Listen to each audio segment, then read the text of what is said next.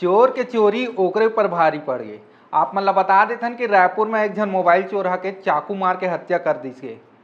और ये चोरा मोबाइल छीने पर चाकू धर के खुदे आए रही से, लेकिन मामला ऐसे पलटिस कि मोबाइल छीना झपटी के चक्कर में सामने वाला पलटवार करके चाकू पेल के भाग गए, जहां अस्पताल में इलाज के दौरान एक मौत हो गई। आप मतलब बता देते कि रोहित धीवर खमारडी पुलिस ला बताइस कि रात 10 बजे लूट के इरादा से सड्डू वाले रोड में अपन संगवारी ओगेंद्र साहू और सानू धीवर के संग खड़े रही से।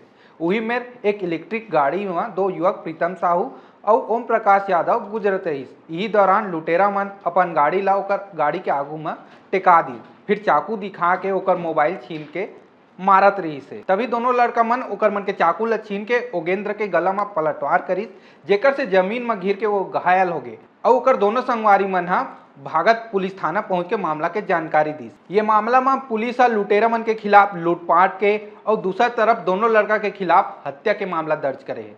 तो देखा था संगवारी हो चोरहा मन अपन आप ला शेर समझत रही से, लेकिन ये मन ला पता नहीं रही से कि कोनो रद्दा में 100 शेर भी मिल जाही। फिलहाल ये वीडियो के बारे में आप मन के क्या राय है कमेंट बॉक्स में जरूर बताओ और देखा था हमारे चैनल ठिया छत्तीसगढ़।